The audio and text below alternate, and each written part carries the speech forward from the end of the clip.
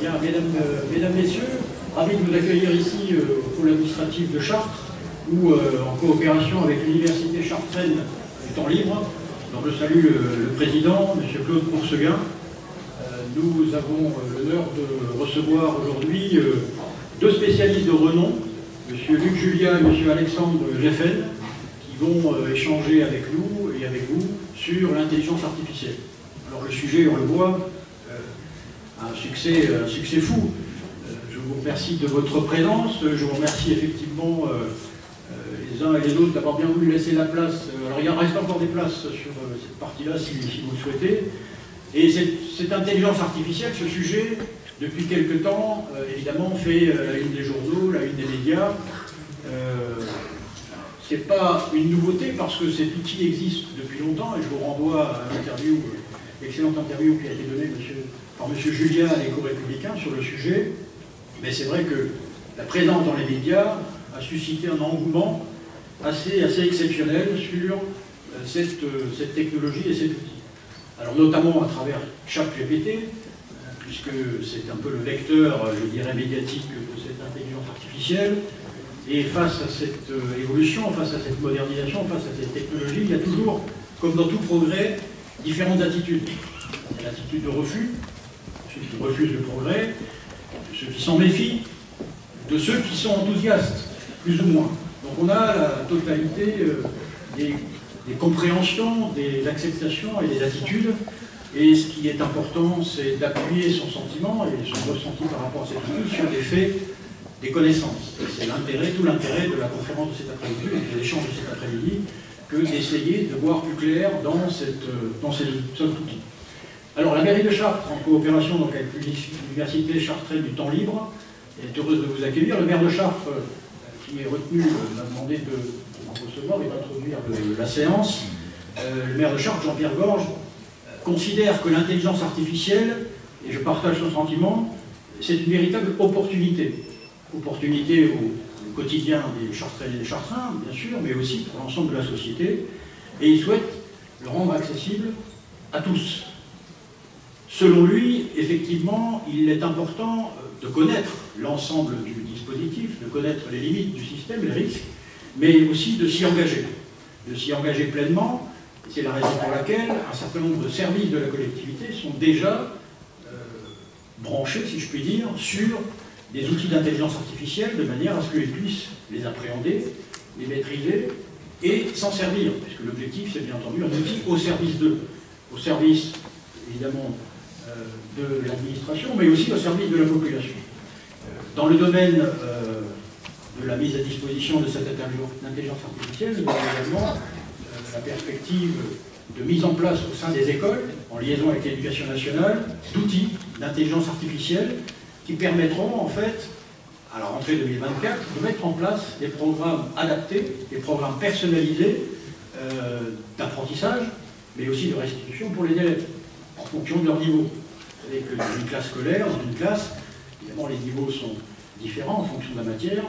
Cet outil d'intelligence artificielle pourrait nous permettre d'adapter l'enseignement, d'adapter la restitution et effectivement de permettre à chaque élève de progresser selon ses propres contraintes, selon ses propres connaissances. Et je crois que, encore une fois, en liaison avec l'éducation nationale, il est important qu'à la rentrée 2024, nous puissions mettre en place ce dispositif. La médiathèque également, la médiathèque va se voir dotée d'outils pour permettre une meilleure connaissance, une vulgarisation du dispositif d'intelligence artificielle, de manière à ce que chacune et chacun d'entre vous puisse s'y rendre, je vous invite d'ailleurs à vous y rendre au quotidien, et puisse là aussi continuer l'apprentissage dans ce domaine-là. Vous voyez, Jean-Pierre Gorge, maire de Chartres, a souhaité que cet outil soit mis à disposition du maximum d'habitants de Chartres et de l'agglomération. Alors, il a lui-même d'ailleurs inauguré le 8 mai dernier l'utilisation de ChatGPT dans le cadre de son discours de 8 mai. Alors ça a fait l'objet d'une médiatisation importante. Là aussi, comme je le disais tout à l'heure, dans le cadre des progrès techniques, à la fois de détracteurs, mais aussi de gens qui sont enthousiastes, en disant ben voilà, effectivement, il faut y aller. Et Jean-Pierre Gorge souhaite que la ville de Chartres soit précurseur, mais aussi leader dans ce domaine-là, dans le domaine de l'innovation, dans le domaine de l'utilisation de l'intelligence artificielle. C'est la raison pour laquelle nous sommes heureux de vous accueillir cet après-midi. Il a d'ailleurs obtenu la Marianne d'Or pour le discours du 8 mai. Alors je sais bien que c'est la Marianne d'Or pour Jean-Pierre Borges et pas pour Charles Dupetit. Mais c'est important de noter que, effectivement, il a été reconnu au niveau national que cet outil pouvait amener quelque chose.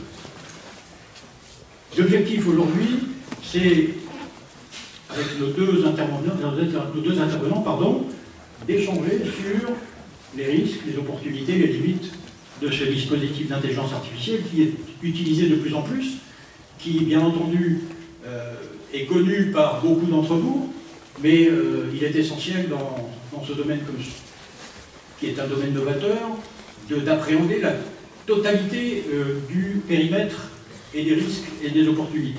Et donc, sans plus tarder, je vais laisser la parole au président de l'Université chartraine de Temps Libre, Monsieur Claude Bourseguin, pour introduire la séance. Et encore une fois, je remercie les deux intervenants, Monsieur Luc Julia et Monsieur Alexandre Geffen, de nous avoir fait l'honneur de leur présence cet après-midi. Merci à vous.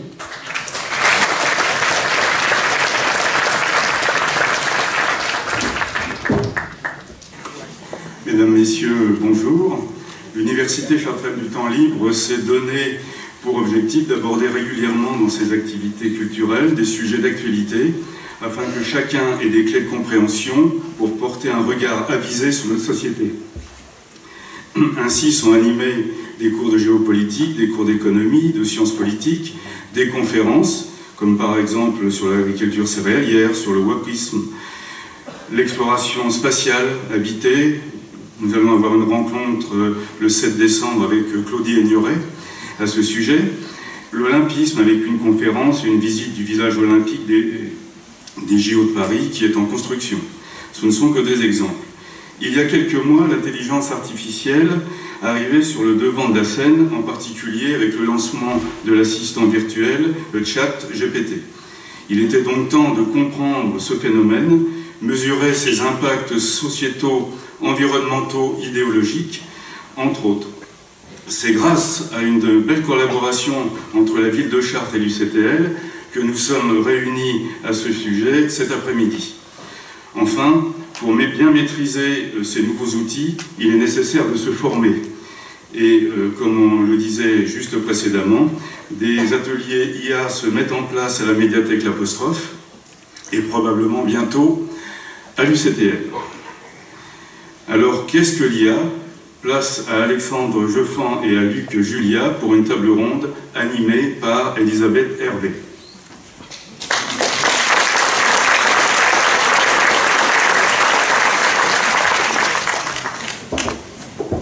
Donc, bienvenue à Monsieur Julia, qui est ingénieur franco-américain, spécialiste mondialement reconnu de l'intelligence artificielle et de l'innovation technologique et co-concepteur de l'assistant vocal Siri. Et bien également à Monsieur Alexandre Geffen, qui est un critique littéraire et chercheur universitaire et auteur de livres avec ChatGPT. Bonjour à tous. Donc nous allons commencer cette conférence sur l'intelligence artificielle. Et la première question que je vais poser donc à nos deux conférenciers, c'est est-ce que l'on peut définir l'intelligence artificielle? Quelle est son histoire? Depuis quand fait-on l'intelligence artificielle? Quelles sont les principales applications de l'intelligence artificielle? Et dans notre quotidien, où est-ce que l'on trouve de l'intelligence artificielle? Donc je vous passe la parole, messieurs. Alors, la définition d'intelligence artificielle. Il y a eu trop de questions pour moi, là. Je ne suis pas assez intelligent pour commencer par la première. La définition, en fait, c'est compliqué de donner une définition. L'intelligence artificielle existe depuis officiellement 1956, quand des savants se sont réunis à l'université de Dartmouth aux États-Unis pour dire que ce sur quoi ils travaillaient, ils allaient appeler ça l'intelligence artificielle. Donc, ce sur quoi ils travaillaient à l'époque, c'était d'essayer de modéliser un réseau, un neurone par des mathématiques. D'accord ? Donc, ils ont appelé ça l'intelligence artificielle. Je pense que c'est une erreur, parce qu'on n'aurait pas dû appeler ça l'intelligence artificielle, parce qu'il n'y a rien d'intelligent dans l'intelligence artificielle. On va voir ça, je pense, aujourd'hui. Mais si on avait donné une définition, en fait, Moi, je définis ça comme une boîte à outils. Donc, on a dit plusieurs fois aujourd'hui que c'était un outil. En fait, ce sont des outils divers et variés. Et comme dans une boîte à outils, quand vous l'ouvrez, vous avez le marteau, le tournevis, la scie. Alors, les intelligences artificielles, l'intelligence artificielle, quand vous ouvrez la boîte, vous avez plein d'intelligences artificielles différentes. Et donc, ce sont des outils qui sont puissants aujourd'hui, hein, et donc qui sont potentiellement dangereux. Un marteau est potentiellement dangereux, hein, donc ça dépend de comment on l'utilise. Donc des outils à disposition qui permettent de faire plein de choses qui ont l'air intelligents. Et donc voilà, c'est une définition assez simple, mais on y reviendra certainement au cours du débat aujourd'hui. Oui, est-ce que ça marche? Oui, pour poursuivre ce que disait M. Julia, on a en fait toute une gamme d'intelligence artificielle disponibles qui vont d'outils très simples dans des automobiles ou des avions plus ou moins simples, jusqu'à des intelligences artificielles qui se sont rendues célèbres ces derniers mois, qui sont des intelligences artificielles qu'on appelle génératives, qui sont capables de générer un contenu à partir d'un autre contenu, et qui utilisent quelque chose qui se fait depuis une dizaine d'années, à savoir des réseaux de neurones artificiels qui font ce qu'on appelle l'apprentissage profond, c'est-à-dire en gros ce sont des modèles mathématiques qui permettent d'apprendre à une machine, d'apprendre à reconnaître un visage, d'apprendre à reconnaître une voix, d'apprendre à produire du langage, à produire une vidéo, etc. Et je crois que ce sont ces intelligences artificielles contemporaines qui ont une grosse dizaine d'années, qui remontent à l'époque où on a commencé par exemple à mobiliser ces outils pour battre un être humain, y compris un grand maître aux échecs, qui suscitent l'attention du public. Alors si je peux continuer un peu sur les IA génératives en particulier, parce que c'est celle dont on parle récemment, hein, on en parle dans le public depuis à peu près un an avec ChatGPT qui est arrivé en novembre 2022. D'autres IA génératives étaient arrivées l'été dernier. Ces IA génératives en fait existent depuis à peu près 6 ans maintenant, puisqu'elles ont été développées à partir de 2017. Mais bon, c'est la bonne nouvelle, autant je disais tout à l'heure que le nom intelligence artificielle, on n'aurait pas dû le donner en 1956. Là, bon, IA, c'est dans le domaine public, tout le monde l'utilise. Et ces dernières IA, là, les IA génératives, on les a appelées IA génératives, et là, je pense qu'on ne s'est pas trompé de nom, par contre. Ça veut dire qu'on n'a pas fait l'erreur d'appeler ça IA créative. Parce que si on avait appelé ça IA créative, ça aurait donné encore plus d'idées de fantasmes. On aurait encore plus fantasmé sur ces IA. Les IA ne sont pas créatives, elles sont génératives dans ce cas-là. C'est-à-dire que, comme on vient de dire, elles génèrent du contenu à partir d'autres contenus. D'accord ? Donc c'est des mathématiques, on en remue, si vous voulez, et puis à partir du contenu qu'on a ingéré dans ces modèles, ce qu'on appelle des modèles, on va pouvoir régénérer des choses nouvelles à partir de là. Donc il n'y a absolument aucune créativité dans ces IA. Et donc c'est pour ça qu'il ne faut pas les comparer avec nous humains, parce que nous humains, nous sommes créatifs. Alors oui, c'est une grande question. Est-ce que ces systèmes qui fabriquent à partir d'immenses quantités de tableaux, de nouveaux tableaux sont créatifs? Moi je suis tout à fait du même avis, elles ne sont pas créatives, elles produisent quelque chose qui est un résultat statistique par réponse à la créativité de celui qui leur a demandé quelque chose. Puisqu'en fait, vous demandez à une IA générative qui vous fabrique des images à partir de ce qu'on appelle un prompt, à partir en fait d'une instruction. Imagine une scène de baignade dans le style de Picasso. La machine va se référer à sa compréhension globale de à peu près à quoi ressemble une scène de baignade et à peu près à quoi correspond un Picasso pour vous fabriquer quelque chose qui va vous satisfaire. Mais en effet, si la création la plus importante, c'est celle des êtres humains qui ont produit les Picasso et les scènes de baignade tout au XIXe siècle et qui ont été apprises par le réseau de neurones, et ensuite la création de celui qui leur a demandé de combiner ensuite des éléments ensemble. Et donc c'est très très important de comprendre que effectivement ces IA génératives qui sont à la disposition aujourd'hui, enfin depuis quelques temps, donc il y a effectivement ce prompt, et la créativité, elle s'exprime à travers ce prompt. Effectivement, si je demande quelque chose comme dessine-moi une vache verte sur la tour Eiffel, je veux dire, une vache verte sur la tour Eiffel, l'idée même que je viens d'exprimer ici, c'est ma créativité. Elle est stupide, elle n'est pas stupide, c'est vous qui décidez. Mais en tout cas, l'IA, à ce moment-là, va me générer des images de vaches vertes sur la tour Eiffel. Et même si ce n'est pas exactement ce que j'avais dans la tête au moment où je disais vache verte sur la tour Eiffel, il va m'en générer un paquet autant que je veux, 1000, 2000, 6000, et je vais pouvoir voir les prendre et réitérer dessus, et donc jouer avec cette IA, cette intelligence artificielle, pour que ça se rapproche le plus possible de l'image que j'en avais, ou pour d'ailleurs prendre une de ces générations comme étant la mienne. D'accord ? Donc la créativité, c'est très intéressant dans ces IA, ces nouvelles IA, donc c'est dans le prompt, c'est dans le fait que vous puissiez exprimer en langage naturel, donc avec des mots, ce que vous voulez faire. Et donc ce qui est une révolution dans ces nouvelles IA là, qui sont disponibles depuis un an pour le public, c'est le fait qu'il n'y a plus d'interface. C'est-à-dire que ce n'est plus compliqué pour y accéder, étant donné que vous y accédez seulement à travers ce prompt, qui est donc cette partie où vous allez exprimer en français ce que vous désirez. Et ça, c'est une révolution importante qui permet à tout le monde d'y accéder. Et je ne sais pas si vous avez joué avec un peu dans les mois qui viennent de s'écouler, mais c'est donc accessible vraiment à tout le monde. Oui, d'ailleurs, pour appuyer vos propos, il me semble qu'il n'y a pas de droit d'auteur. Et on ne peut pas enregistrer, donc ça fait l'objet de débat. Quel est votre avis sur la question? Alors en fait, les IA génératives, dans les conditions générales d'utilisation, vous disent que ce qui est généré vous appartient.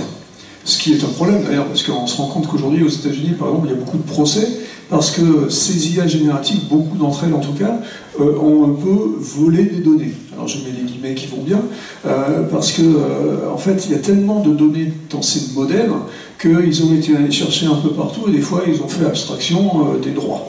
D'accord ? Et donc aujourd'hui, effectivement, il y a certaines images, par exemple, si on parle des générateurs d'images, il y a certaines images générées, on voit bien que c'est pas vraiment quelque chose qui est original.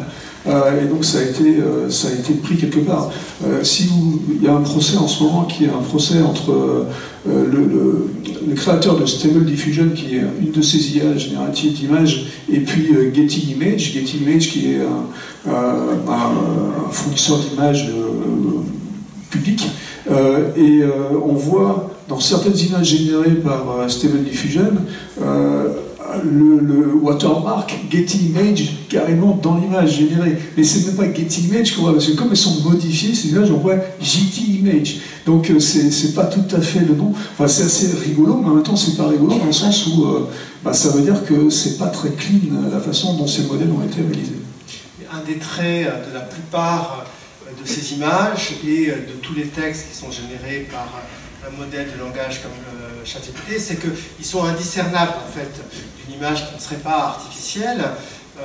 On arrive encore à voir un certain nombre de défauts caractéristiques dans les générateurs d'images, mais on peut s'y tromper. Je ne sais pas si vous vous souvenez, il y a 3 jours, il y avait une de Libération qui montrait un manifestant en Égypte tenant une photo d'un enfant sous les ruines. Et en fait, cette photo n'était pas du tout prise à Gaza, mais était une photo générée par une IA, et le manifestant, en toute bonne foi, manifestait contre les bombardements avec une image fausse. Et Libération a dû s'expliquer en expliquant qu'elle ne propageait pas des fake news, mais qu'elle montrait simplement la possibilité de se tromper, d'être induit en erreur. Il en va de même pour ChatGPT. Il est absolument impossible de prouver qu'un texte a été généré par ChatGPT. On a essayé de le faire, on a utilisé plein de techniques pour essayer de détecter un texte généré par ChatGPT.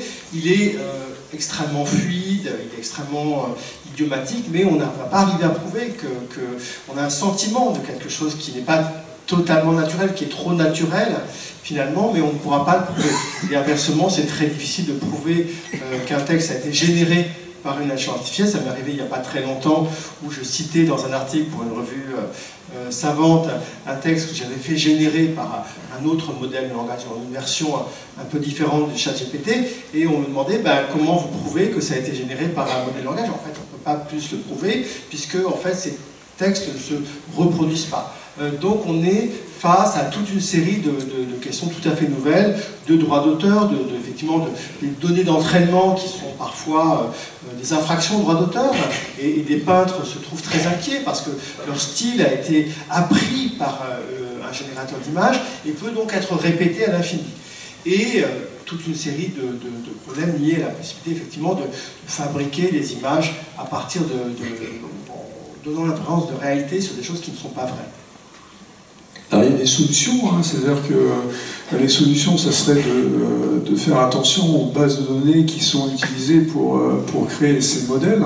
Et par exemple, il y a des compagnies aujourd'hui comme Adobe. Adobe, c'est la compagnie qui fait Photoshop, qui est un programme qui intègre quelque chose qui s'appelle Firefly, qui est un générateur d'images. Et Adobe a décidé de prouver qu'ils n'utilisaient que des images dont ils ont les droits dans les modèles qui sont utilisés dans Photoshop.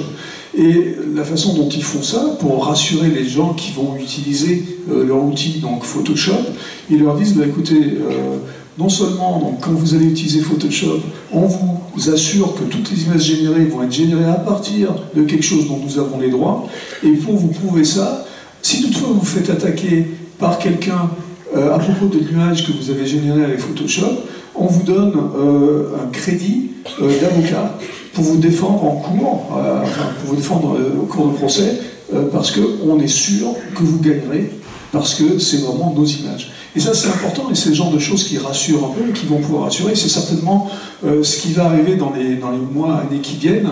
On va se retrouver avec ces IA génératives qui vont être qui vont avoir moins de problèmes de propriété intellectuelle, parce qu'aujourd'hui, c'est quand même un gros problème. Merci, je crois qu'on a à peu près répondu à toute la première question largement. Cette intelligence artificielle a des impacts sur l'emploi. Est-ce que vous avez un avis sur ce sujet? On sait qu'aujourd'hui, il y a déjà quelques licenciements, quelques pertes d'emploi par endroit. Donc, est-ce que vous avez... Et des créations, éventuellement, d'endroits, par endroit, parce que ça va dans les deux sens, mais création de nouveaux métiers. Donc, voilà, je vous laisse.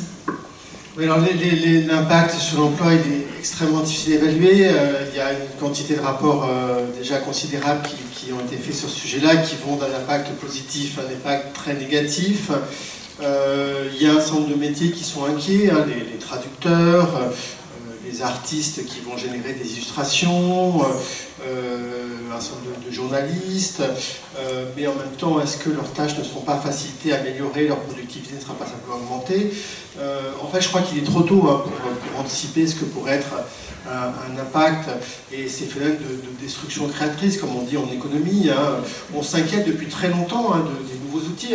Il y a une panique morale qui évoque un peu celle qu'on a aujourd'hui par rapport à l'impact des IA. C'est ce qu'on appelle la révolte des ludistes, qui au XVIIIe siècle, lorsque les ancêtres des intelligences artificielles, les métiers à tisser qui pouvaient déjà se programmer sont apparus, les ouvriers tisserands se sont révoltés en disant voilà, ces machines qu'on peut programmer à faire des motifs vont nous prendre notre travail.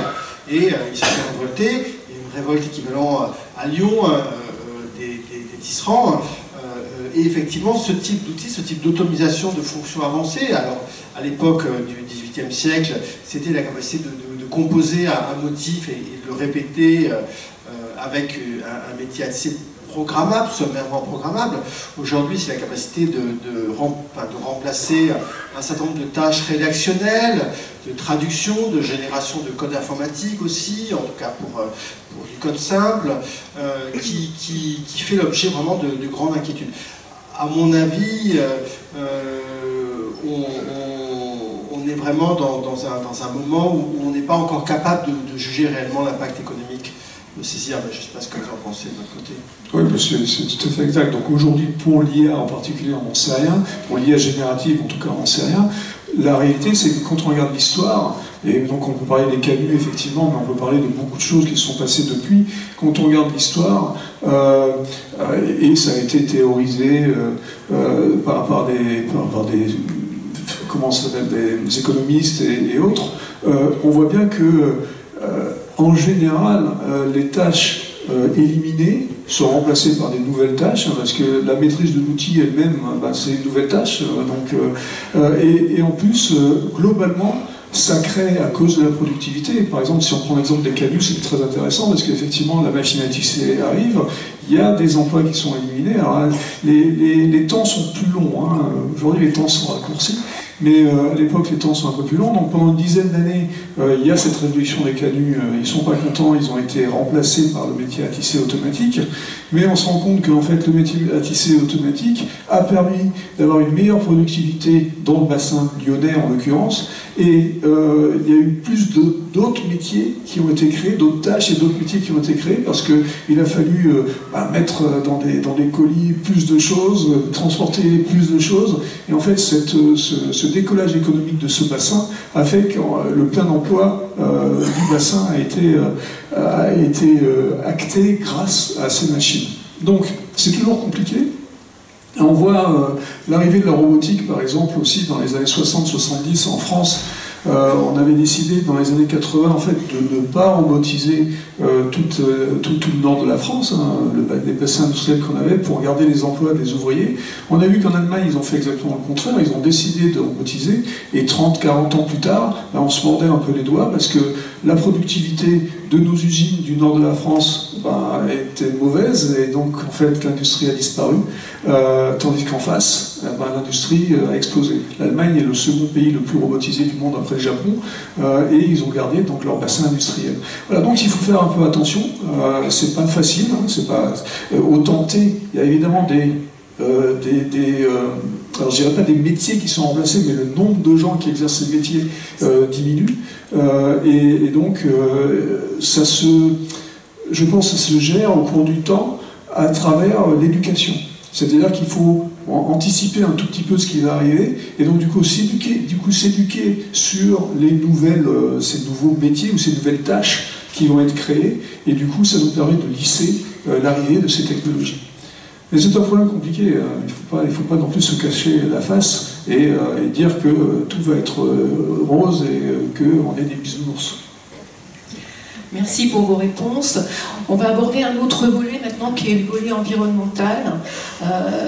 Concernant l'intelligence artificielle, on sait qu'il faut gérer beaucoup de données, que ça demande également beaucoup de puissance informatique. On sait que les data centers consomment de l'énergie, donc éventuellement c'est pas très bon pour l'environnement.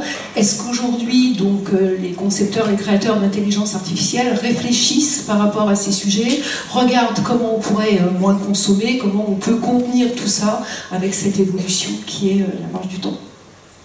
Alors ça c'est aussi un problème très compliqué, hein, parce qu'il y a du bon et du mauvais. Les intelligences artificielles peuvent nous permettre d'optimiser certains systèmes afin d'être plus économes, mais en même temps eux-mêmes ils ne le sont pas.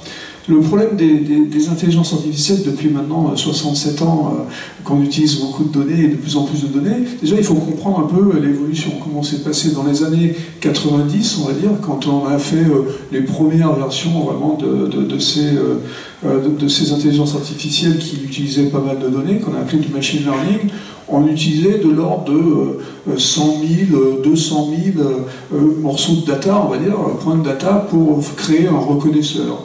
Dans les années 2000-2010, on utilisait quelques millions de data. Aujourd'hui, quand on parle de ChatGPT 4.0, le dernier, c'est 2700 milliards de data. D'accord? Donc, évidemment, on rentre, c'est exponentiel, le nombre de data qu'on utilise, et donc plus on utilise de data, plus il faut créer des modèles, donc des modèles qui sont gros, et ces modèles qui sont gros, évidemment, ils utilisent de plus en plus, vous avez entendu parler de CPU, de GPU, de différentes CPU qui sont des processing units, qui sont les puces qu'on utilise pour créer ces modèles, et donc ça utilise énormément d'électricité.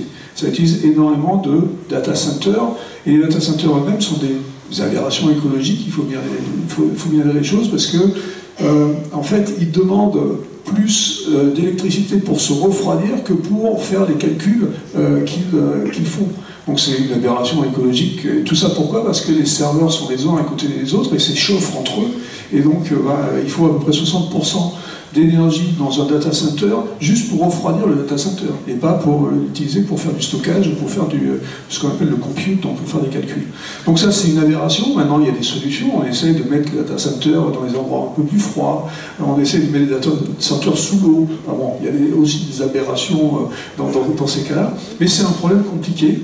Il y a des solutions auxquelles on pense. Mais le problème qu'il y a aujourd'hui, c'est que l'IA en général, les IA en général, sont trop faciles à utiliser. Donc on voit ça avec les ChatGPT où c'est vraiment très très facile à utiliser, comme on l'a dit tout à l'heure. Mais l'IA depuis quelques années, c'est trop facile. Faire des statistiques, c'est trop facile. Juste prendre des datas et puis envoyer un algorithme dessus et puis avoir quelques conclusions et avoir des résultats, c'est trop facile. Et du coup, tout le monde utilise, des fois pas forcément à bon escient. Et du coup, il faudrait qu'on comprenne un peu plus qu'il y a des problèmes, s'éduquer aussi sur ce fait-là, pour essayer d'utiliser des choses un peu plus normalement, enfin un peu plus calmement, et aussi réfléchir quand on crée ces modèles, à essayer de penser, et ça c'est au niveau de la recherche que ça se fait en ce moment, à des modèles plus frugaux. Donc des modèles plus frugaux qui sont tout aussi performants, mais qui utiliseraient beaucoup moins de données, et donc du coup beaucoup moins d'électricité. Donc ça encore c'est de la recherche, et des choses à laquelle il faut penser.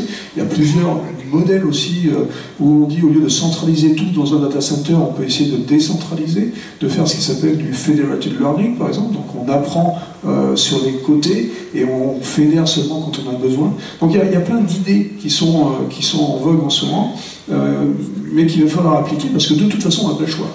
À la fin, aujourd'hui, si vous voulez, si on compare ChatGPT 4.0, le tout dernier, et Google, d'accord, si on faisait autant de requêtes ChatGPT que de requêtes Google aujourd'hui, on n'a pas assez d'électricité dans le monde pour pouvoir faire ça. D'accord? Donc ça veut dire que c'est juste pas possible. Donc il va falloir trouver des solutions, on va trouver des solutions, mais il faut s'y mettre tout de suite, il faut surtout se mettre à réfléchir, est-ce qu'on a vraiment besoin de ces IA, de toutes les IA concrètes, ou est-ce qu'on fait des fois des trucs juste pour s'amuser? Le bon côté, c'est qu'une partie des développeurs d'IA soulignent que pour l'environnement, l'IA permettra d'optimiser les réseaux d'électricité, de faire des éoliennes plus efficaces, de découvrir des matériaux qui feront des panneaux solaires plus efficaces, etc. etc. Et donc, au final, les progrès scientifiques permis grâce à l'IA, et ils sont déjà très très très nombreux, en dehors des IA grand public, seront au fond un bénéfice pour l'environnement plutôt qu'un impact trop lourd. Mais si je peux me permettre, non, mais c'est vrai que, comme on l'a dit, l'IA va permettre d'optimiser certains de ces systèmes, mais il ne faut pas non plus faire de l'IA pour faire de l'IA et utiliser l'IA forcément pour penser que ça sera la seule solution. Par exemple, des choses intéressantes à regarder quand on parle d'immeubles qui sont net zéro en point de vue électricité. J'imagine que celui-là, ça ne va pas être loin, ce building, d'être net zéro. Donc quand on pense à des choses comme ça, il faut s'inspirer aussi de la nature. C'est-à-dire qu'il ne faut pas regarder ce qui a été produit par l'homme et qui est fait par nous tout le temps. Il faut aussi regarder ce qui s'appelle le biomimétisme et s'inspirer de la nature, ce qui a survécu depuis quelques milliards d'années, et regarder ça. Alors un exemple pour les buildings net zéro, et donc par association pour ces data centers dont je parlais juste avant, qui sont des aberrations écologiques, une termitière. C'est pas très joli, mais une termitière, quelle que soit la température extérieure, a toujours exactement la même température à l'intérieur, à cause de la façon dont les termites ont designé le machin, avec tous les trous qui vont bien pour aspirer l'air et pour recracher l'air en fonction du moment de l'année. Et donc ça, certainement, c'est déjà ce qu'on fait aujourd'hui, on s'inspire des termitières pour créer des buildings comme celui-là, pour créer des buildings net zéro. Donc il faut aussi regarder des choses qui viennent pas forcément de la technologie. Merci pour vos réponses. On va aborder un autre volet de l'intelligence artificielle, c'est la confiance numérique. Aujourd'hui, on sait qu'avec l'intelligence artificielle, on peut créer des images, on peut créer des événements, on peut créer des conversations, enfin beaucoup de choses. On sait aussi que les réseaux sociaux sont de plus en plus utilisés, qu'on véhicule de plus en plus de choses. Et la question qui peut se poser, c'est est-ce que l'IA, ce que peut véhiculer l'IA, peut avoir un impact sur les réseaux sociaux, sur ce que véhiculent les réseaux sociaux? Comment est-ce qu'on peut éviter une dérive dans ce domaine? Est-ce qu'il y a des règles? Est-ce qu'il y a des choses à mettre en place pour qu'on évite que ça devienne difficile et confusant? Merci. Alors, effectivement, on parlait tout à l'heure des faux fabriqués par l'IA, ce qu'on appelle les deepfakes, par analogie à l'apprentissage profond, le deep learning. Tout simplement, je crois qu'il faut rappeler ce principe de prudence dans nos propres usages. Un modèle de langage comme ChatGPT ne vous dit pas forcément la vérité, il peut se tromper. Il peut se tromper tout simplement parce qu'il ne sait pas ce qui est vrai et ce qu'il faut. Il sait ce qui, statistiquement, va se faire dans l'enchaînement des mots, mais il ne va pas savoir si les mots qu'il va enchaîner vont se référer au réel. Si je lui demande la date de naissance de Victor Hugo, il y a suffisamment de textes, exemples, dans lesquels 1802 est statistiquement proche de Victor Hugo pour ne pas se tromper. Si je lui demande la date de naissance d'un tout petit romantique français à peine connu, là il peut parfaitement se tromper, il ne saura pas qu'il se trompe, il va...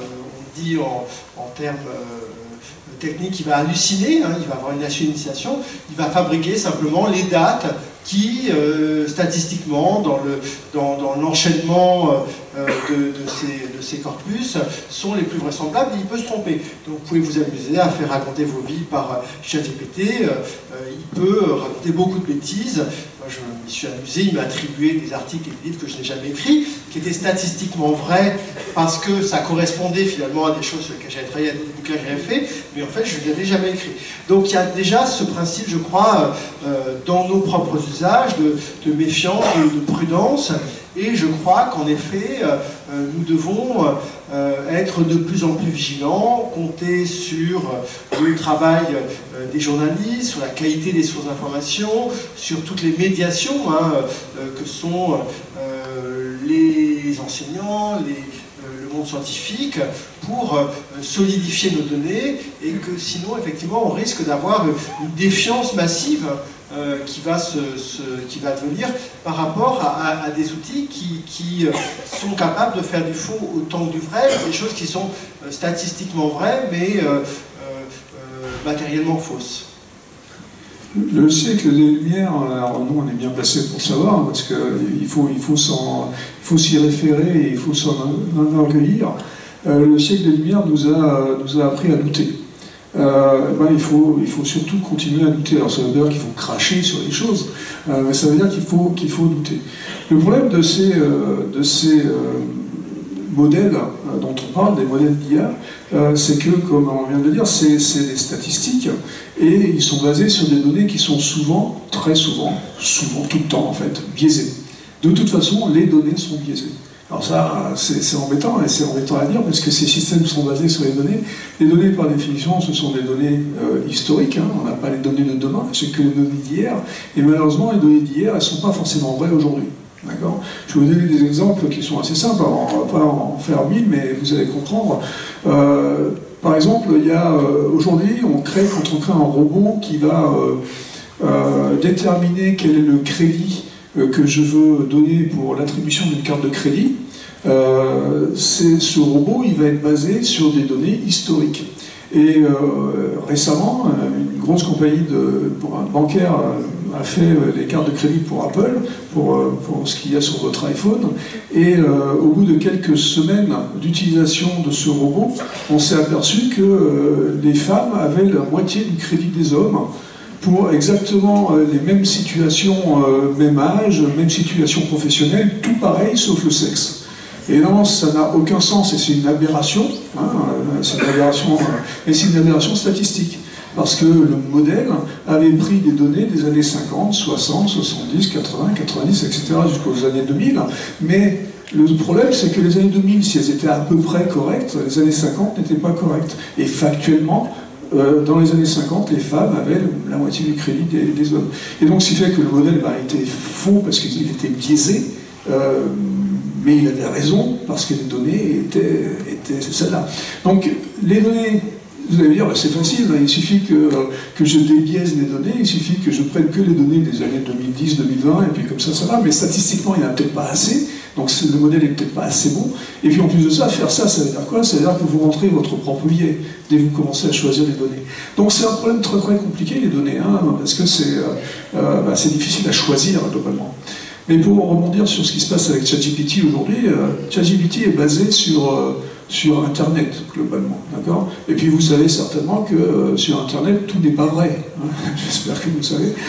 Ça veut dire quoi? Ça veut dire que de temps en temps, en faisant ces approximations, de temps en temps, ChatGPT va vous répondre quelque chose qui est statistiquement correct sur Internet, mais qu'on sait qui est faux. Parce qu'il y a des sites, par exemple, de platistes sur Internet, et les platistes, c'est ceux qui pensent que la Terre est plate, hein, les platistes. De temps en temps, ChatGPT va vous affirmer que la Terre est plate. Parce qu'il y a des sites qui disent que la Terre est plate. D'accord? Donc, voilà. Le problème, c'est les données qu'on utilise pour créer ces modèles font en sorte que les réponses, comme on vient de dire, ces IA n'ont strictement aucune notion du vrai. D'accord? Elles ne raisonnent pas, ces IA. Et justement, elles ne doutent pas. Et elles ne vont pas aller essayer de se confronter à une certaine réalité. Il y a une question qui est en lien avec ce que vous venez de dire. Comment est-ce qu'on peut assurer la neutralité idéologique de l'IA, puisque effectivement, là, on a abordé les baptistes, mais ça peut être vrai pour tout un tas d'autres personnes. Est-ce qu'il y a des solutions de contrôle? Est-ce qu'il y a des possibilités? Alors, déjà, la neutralité idéologique, je ne sais pas si ça existe, hein, qu'il n'y a pas de point de vue qui ne soit pas un point de vue humain, qui ne soit pas situé, qui ne soit pas engagé. Comme le rappelait M. Julia, ces IA regardent en arrière, elles regardent rétrospectivement sur les données du passé, donc elles ont tendance à reconduire ce qui existait déjà, être conservatrices par essence, et comme elles avalent ce qui est le plus simple comme données d'entraînement, elles avalent énormément de forums, hein, 90% des données d'entraînement de ChatGPT, c'est le web, c'est des forums volontiers conspirationnistes, platistes, etc., etc. Elles ont des données qui sont fortement biaisées, dans lesquelles il y a beaucoup de discrimination. Donc qu'est-ce qui se passe? C'est que ces IA ne vous sont pas données brutes, hein, ce ne sont pas directement les résultats de l'apprentissage par les machines qui vous sont donnés, puisque ces apprentissages sont faits sur des données qui sont tellement biaisées qu'elles seraient immédiatement racistes, antisémites, xénophobes, tout ce que vous voulez. Et Elon Musk promet une IA qui soit non corrigée, et bien cette IA non corrigée, heureusement, n'existe pas.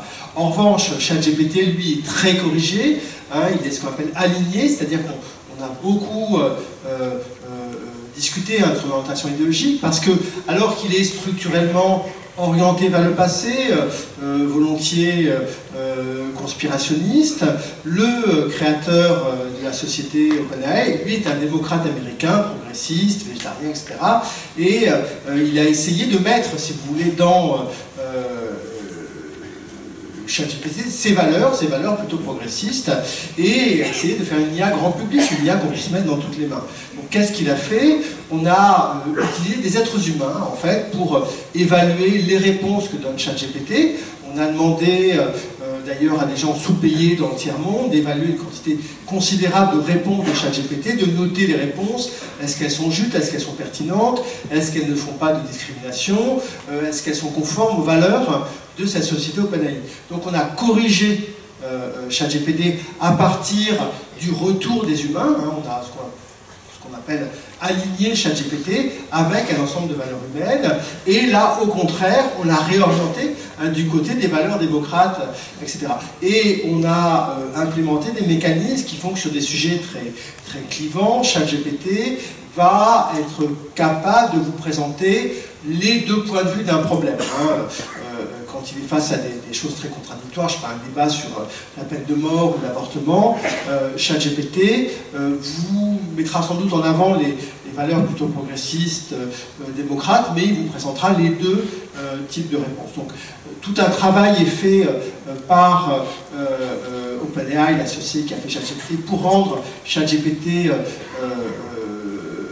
un produit accessible dans le monde entier sans créer des scandales, parce qu'il y a eu des scandales, des IA qui ont été lancées, dont on s'est aperçu qu'elles étaient immédiatement racistes. Hein. Il y a eu toute une série de plantages comme ça d'IA lancées qui étaient trop biaisés, et ChatGPT veut éviter tout scandale, il veut que son produit soit utilisé dans toutes les écoles du monde.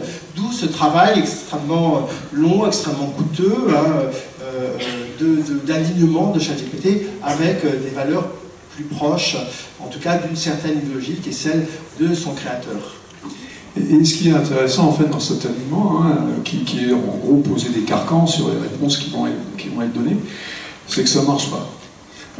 Et donc il y a quelque chose qui est amusant. Alors encore une fois, là, vous mettez des guillemets amusant, ça m'amuse, mais peut-être que c'est pas très amusant.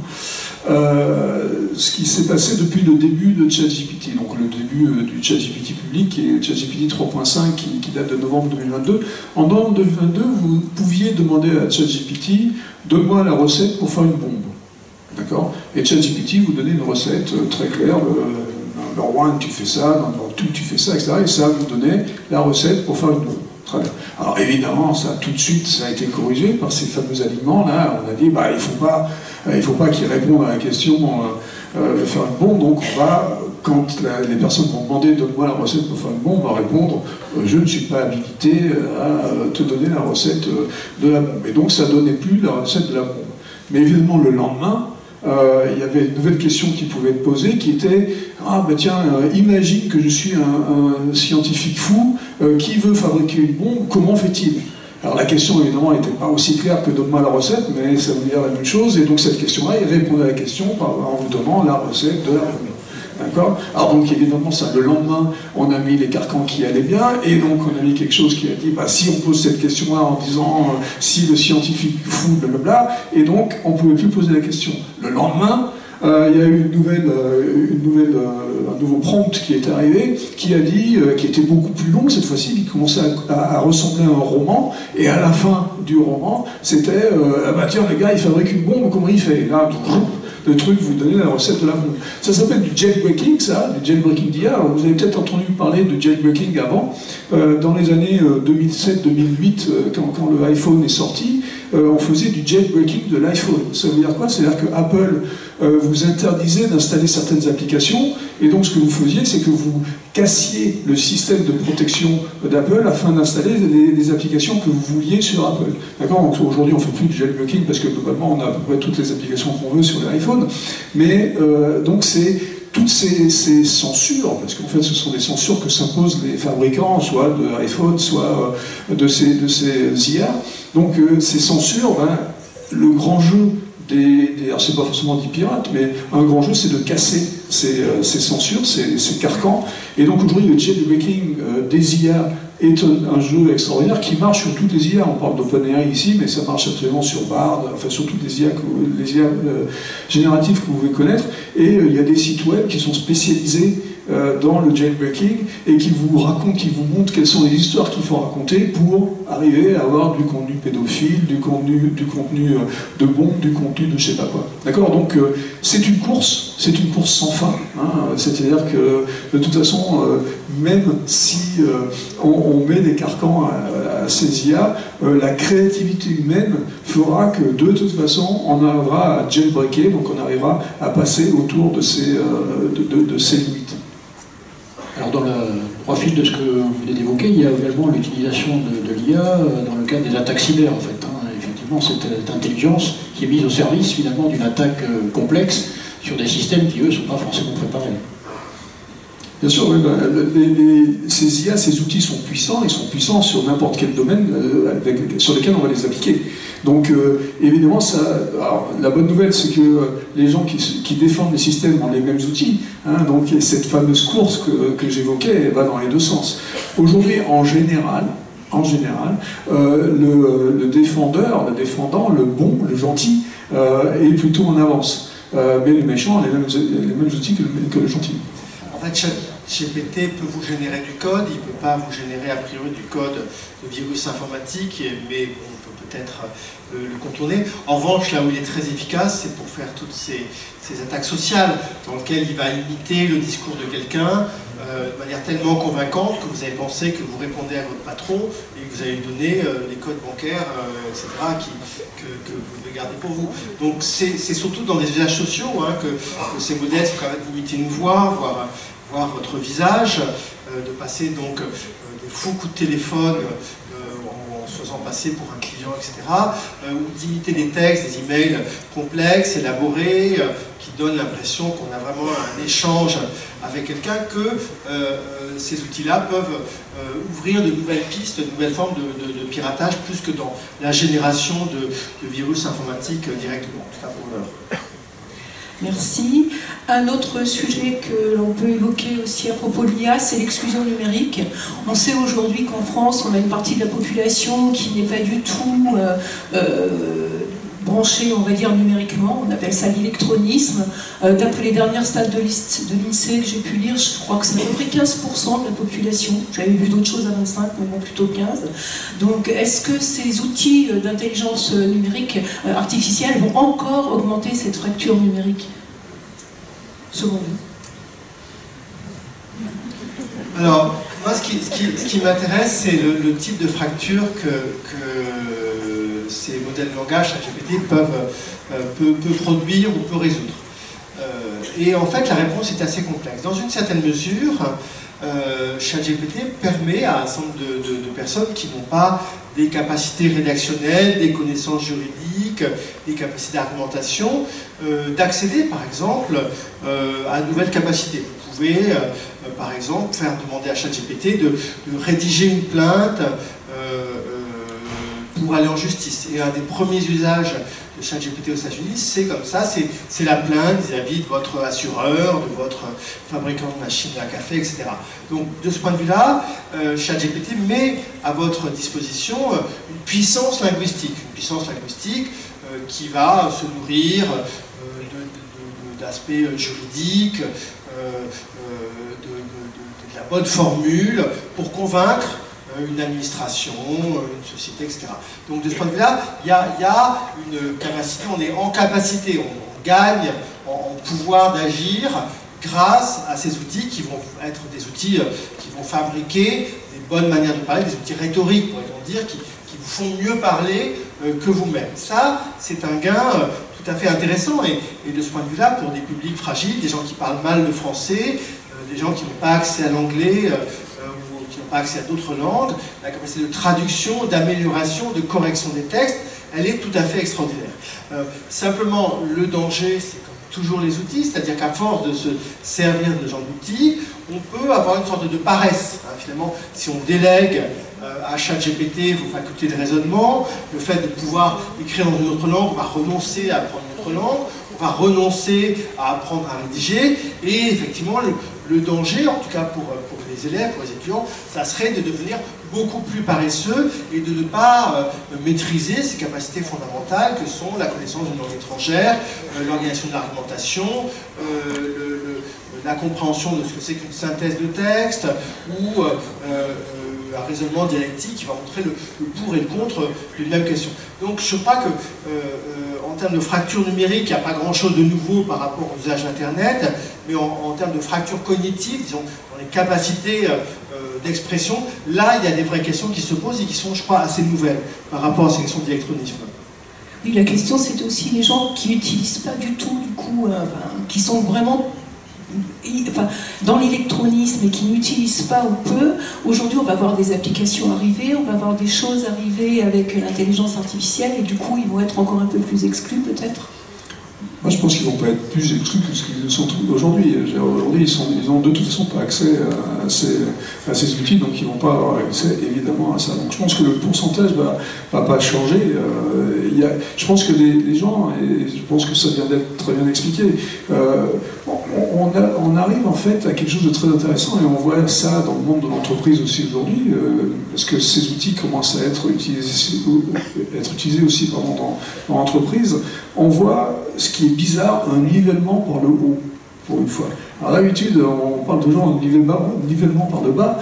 Là, on voit un nivellement par le haut, c'est-à-dire qu'on voit effectivement des gens qui sont dans les mêmes métiers, on va dire, les mêmes tâches. On voit les gens qui n'étaient pas très performants dans les tâches qui deviennent beaucoup plus performants dans ces tâches, et ceux qui étaient déjà très performants dans ces tâches, ils gagnent aussi un peu là-dedans. Donc c'est un nivellement par le haut, c'est très intéressant. Le risque, il est évidemment qu'on délègue tout et qu'on devienne complètement idiot. C'est ce qui s'est passé pour la plupart d'entre nous avec GPS. On est devenu complètement idiot du point de vue de l'orientation.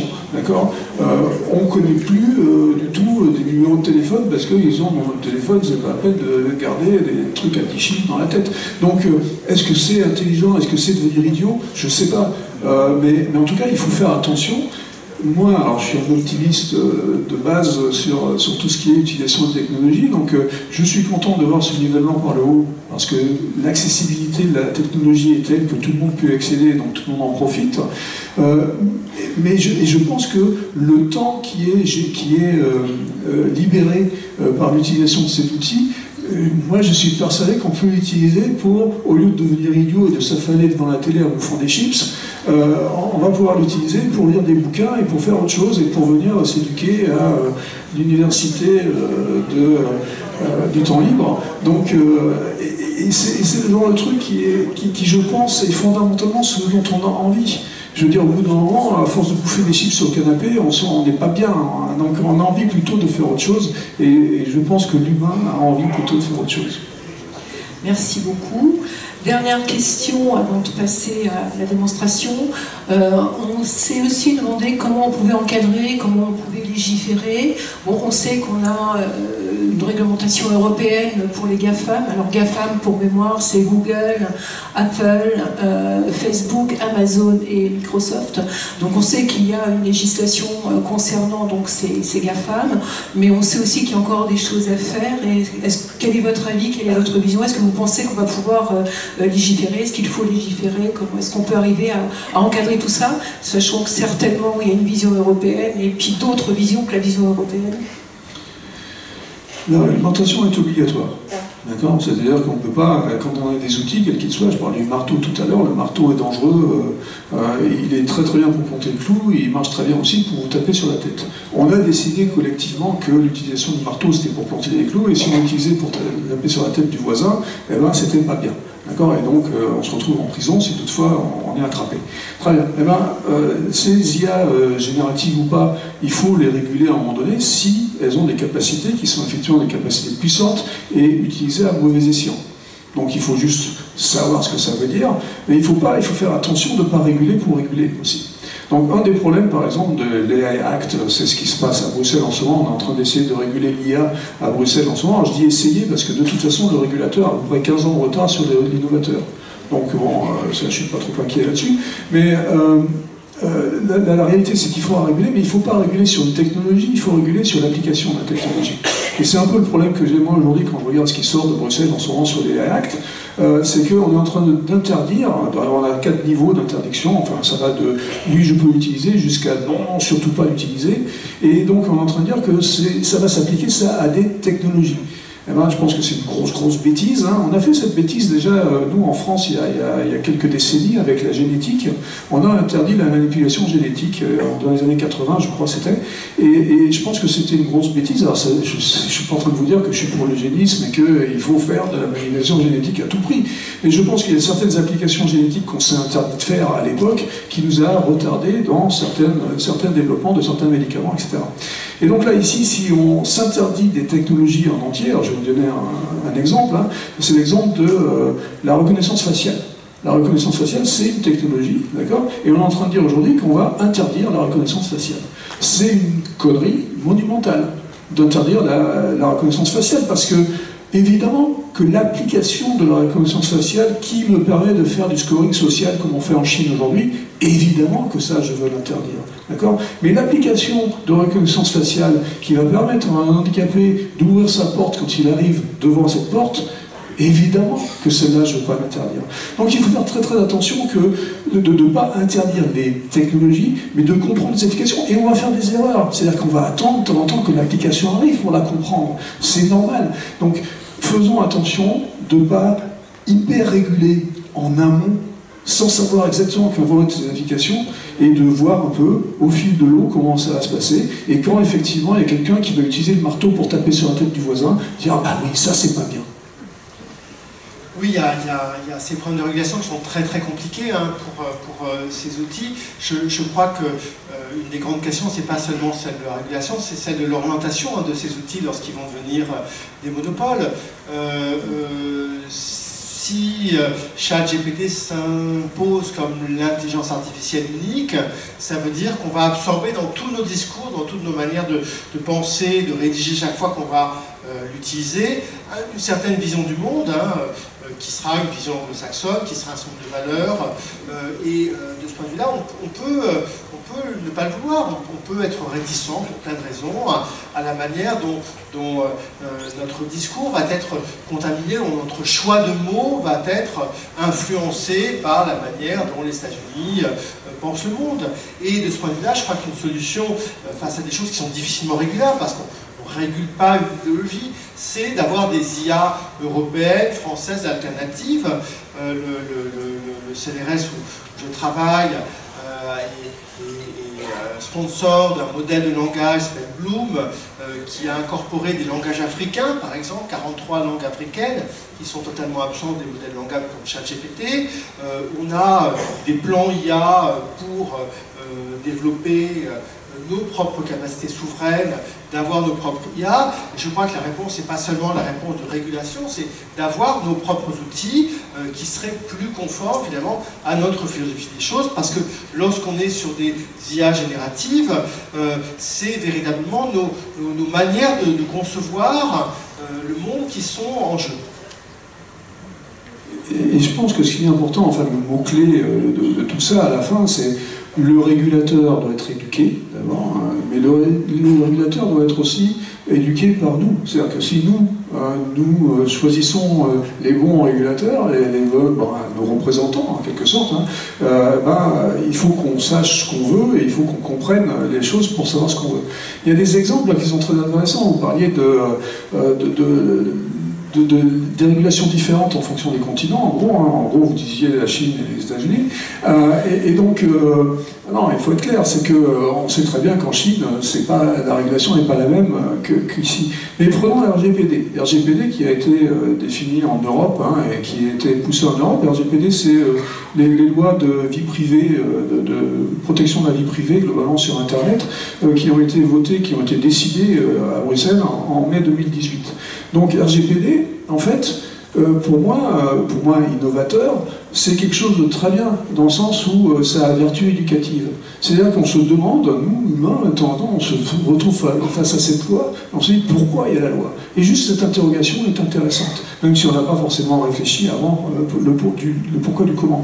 Ce qui est intéressant avec RGPD, donc, qui est né en Europe, après, ça a mis 15 ans, RGPD, parce que les premiers problèmes sur Facebook, qui étaient donc visés par cette loi-là, dataient de 2003. Donc entre 2003 et 2018, il s'est passé 15 ans. Mais dès que RGPD est sorti en Europe, dès janvier 2020 par exemple, donc 18 mois plus tard, il y avait un RGPD-like, exactement la même chose qu'RGPD qui est arrivé en Californie. Alors que la Californie, si vous voulez, enfin les États-Unis en général, c'est pas connu comme étant des endroits où on régule énormément. C'est plutôt un peu laxiste de ce côté-là. Mais on a décidé, parce que les citoyens aussi se sont éduqués, et certainement sur la côte ouest, en Californie en particulier, les gens sont un peu plus éduqués qu'au milieu des États-Unis, on peut en parler.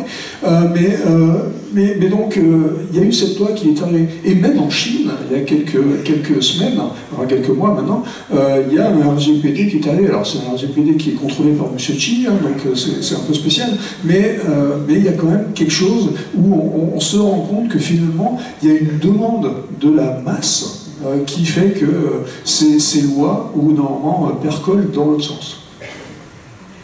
Merci messieurs, vous avez répondu moi à toutes les questions que j'avais à vous poser. Monsieur Lizuret, peut-être avez-vous des questions complémentaires? Bon, je propose que peut-être on passe à l'étape suivante pour laisser également la place aux questions de la salle. On a une démonstration, je crois aussi. Oui, voilà, donc je laisse Annabelle prendre la main. Alors, tout à fait. Je vous propose du coup une démonstration de ChatGPT, parce qu'effectivement ça intéressera un grand nombre de personnes, et ensuite on aura une petite séance de questions-réponses avec la salle.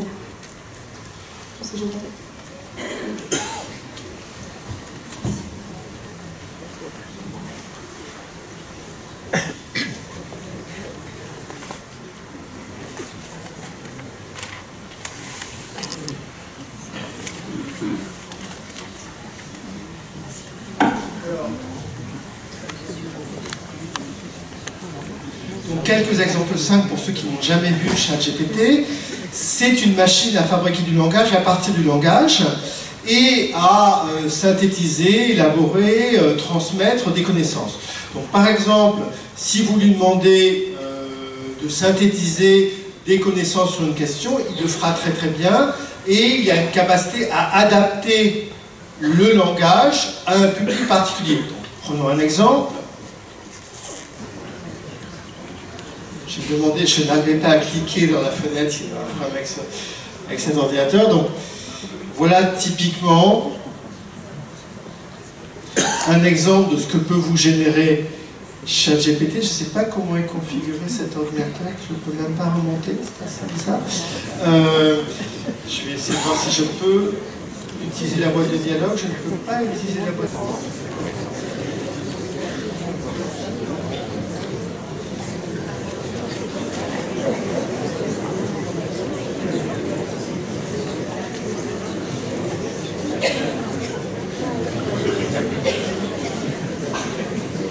Capacité à générer des connaissances, à les adapter.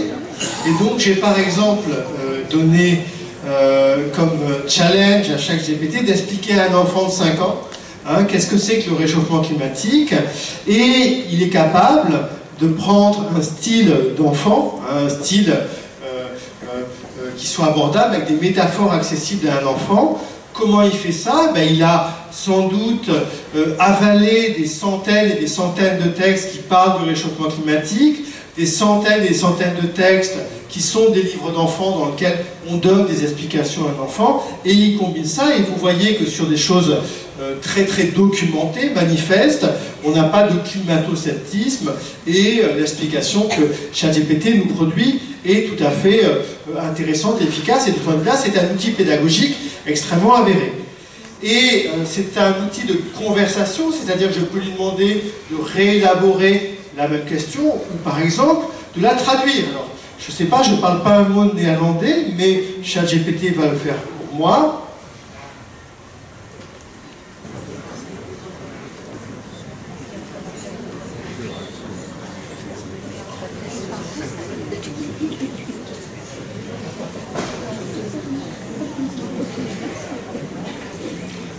S'il y a des néerlandophones dans la salle, ils pourront vérifier, mais je vous promets que c'est forcément du néerlandais parfait, parce que ChatGPT a appris beaucoup de livres dans beaucoup de langues du monde.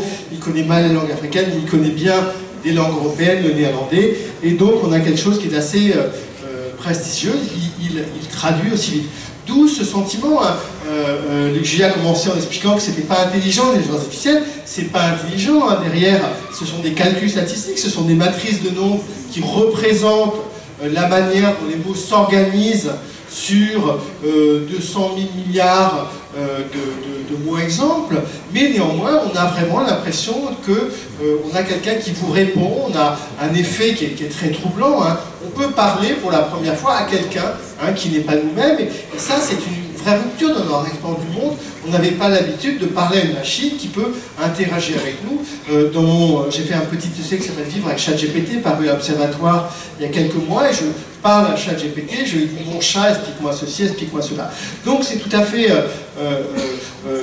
formidable d'avoir comme ça un outil pour argumenter, résumer des connaissances, y compris des connaissances complexes. Alors prenons un exemple un peu plus compliqué, un peu plus polémique, et voyons par exemple comment ChatGPT va réagir. Je vais lui demander qu'est-ce qu'il pense de la peine de mort.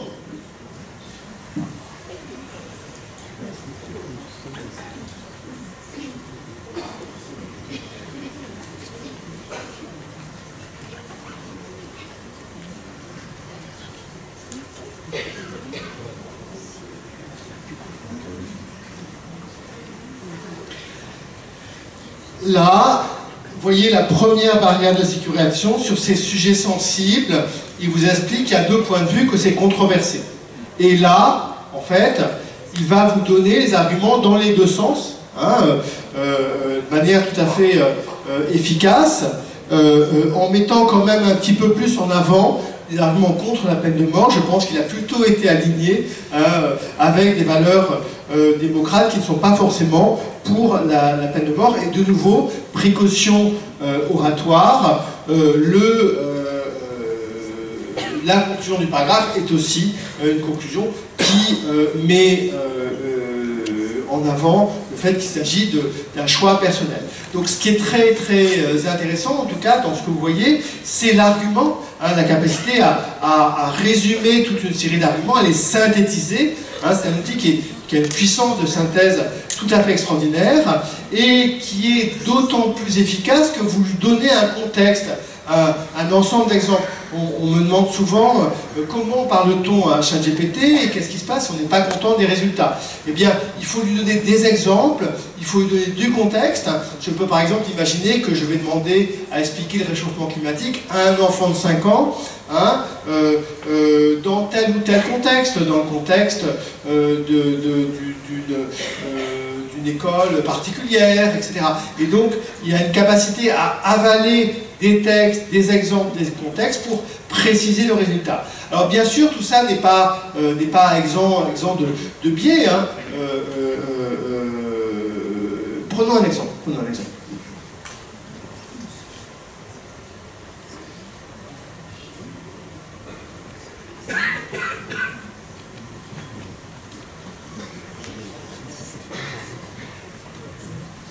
Je vais demander d'imaginer une histoire avec un médecin. Qu'est-ce qu'il va imaginer? Et vous allez voir pourquoi je lui demande de faire ça. Non, normalement ça ne prend pas de temps, là c'est un problème, voilà, c'est un problème avec la connexion internet. Bon, grosso modo, ChatGPT imagine toujours une histoire avec un médecin qui est un homme, alors qu'en France, plus de la majorité des médecins sont maintenant des femmes.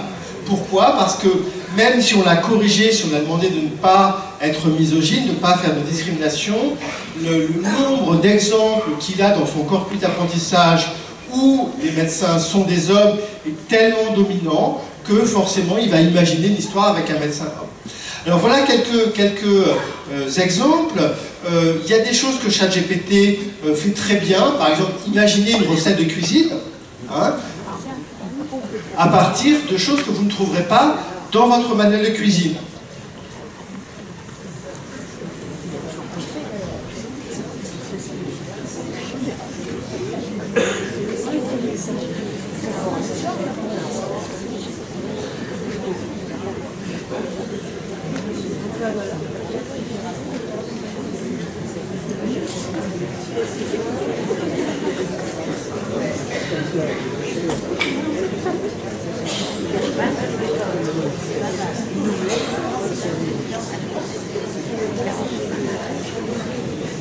Je lui dis que j'ai deux choses dans mon frigidaire et ChatGPT me propose une recette de cuisine. Je lui dis que j'avais je sais pas ce que je demandais, des œufs et des carottes dans mon frigidaire. ChatGPT m'imagine une recette de cuisine et me propose un vin adéquat à cette recette de cuisine.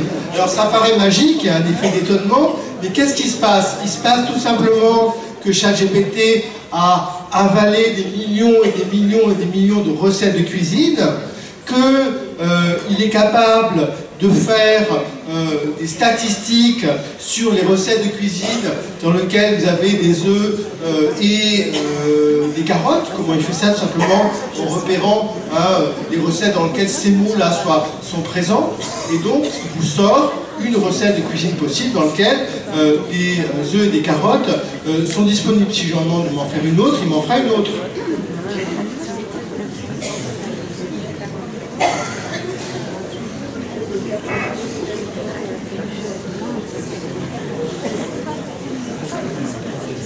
Vous voyez qu'il est capable d'avaler des fautes de frappe en plus.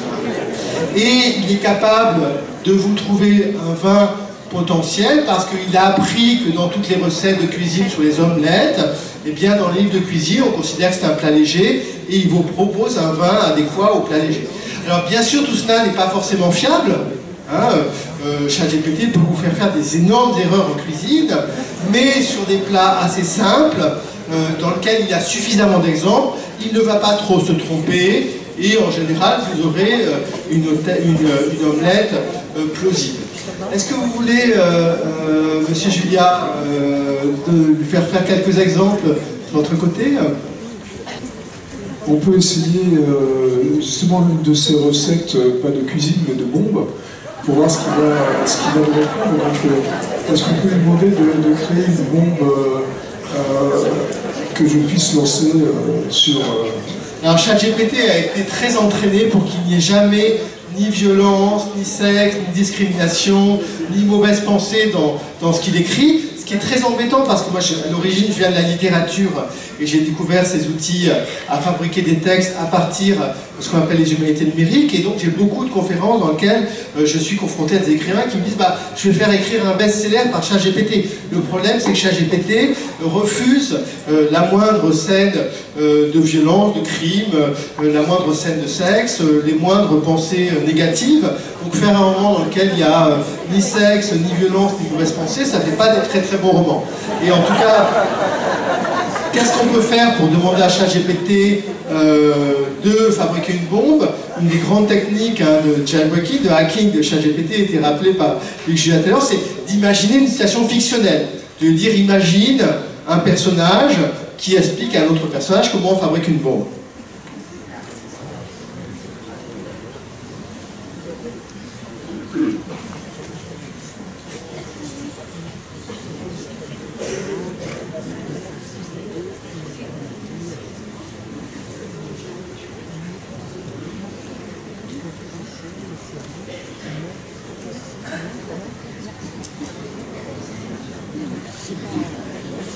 Pendant qu'on décrit ça, on parlait d'Elon Musk tout à l'heure, qui lui crée son... Alors là, vous voyez, clac, je suis coincé, effectivement, là, la parade est intervenue, il ne peut pas expliquer comment on fait une bombe.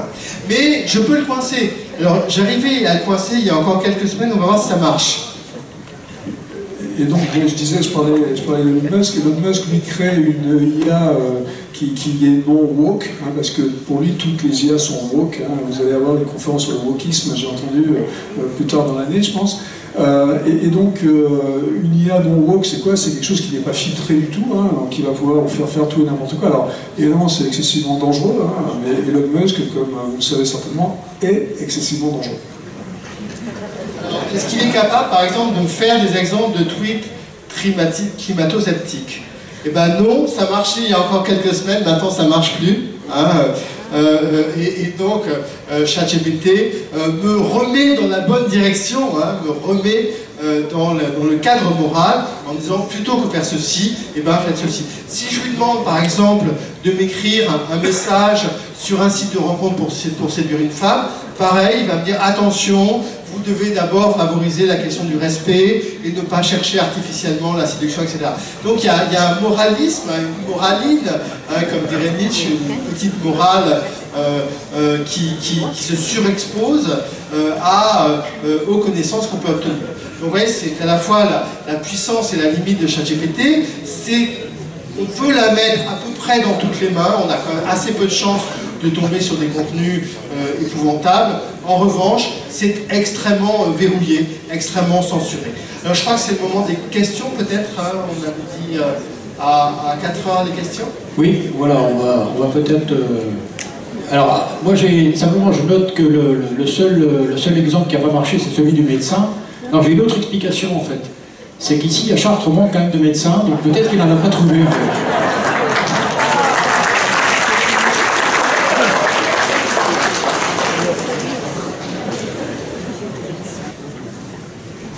Alors, je vous propose de commencer la séance de questions-réponses. J'ai déjà une première question d'un jeune.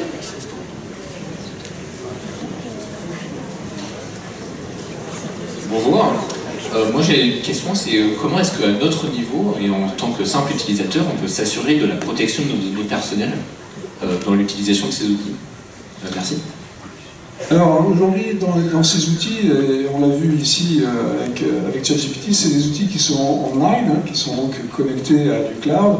Et donc tout ce que vous rentrez dans ChatGPT, les questions que vous posez, vous pouvez être sûr qu'il y a zéro données privées. Ici, elles passent toutes directement ce que j'appelle upstairs, là-haut.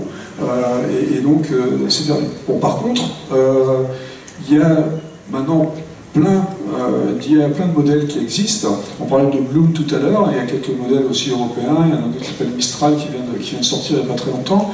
Donc il y a des modèles que vous pouvez avoir aussi en local. Donc en fonction de ce que vous faites, et surtout quand vous êtes dans un domaine d'entreprise, vous ne voulez pas que vos secrets aillent se promener sur Internet, aillent dans le cloud.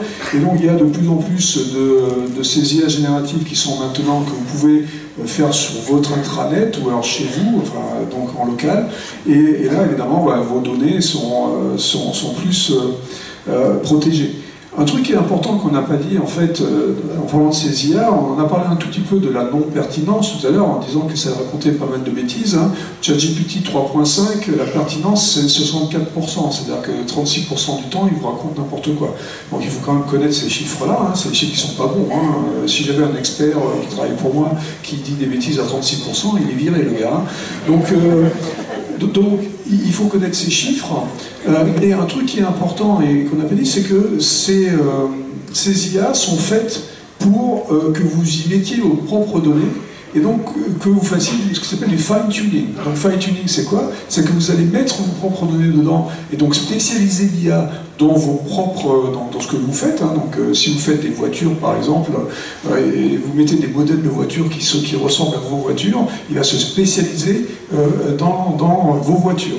Et donc à ce moment-là, la pertinence va augmenter d'une manière absolument extraordinaire, parce qu'on va passer des 60% à 99%, et donc ça va devenir un bon spécialiste de vos données. Donc ces IA sont faites quand même et sont très utiles. On a un peu bâché là aujourd'hui, on a un peu dit des choses qui ne marchaient pas, mais il y a des choses qui marchent quand même aussi très très bien. Dès qu'on fine-tune ces IA, et donc on rentre nos propres data, donc là, pardon aussi, dans le respect de la privacy, des règles de propriété privée, c'est très efficace. Donc, n'utilisez pas ces IA si vous avez des secrets quand elles sont online. Par contre, si vous l'utilisez dans des domaines, dans le cadre de votre profession, certainement que ces IA ont été protégées, donc sont locales, et là vous pouvez les utiliser. Il ne faut pas faire ce qu'ils appellent une Samsung, ce qu'ils appellent une Samsung dans le milieu aujourd'hui, c'est il y a quelques mois, un ingénieur de Samsung a décidé d'utiliser ChatGPT en Corée avec des secrets de Samsung. Le gars, il ne travaille plus chez Samsung aujourd'hui.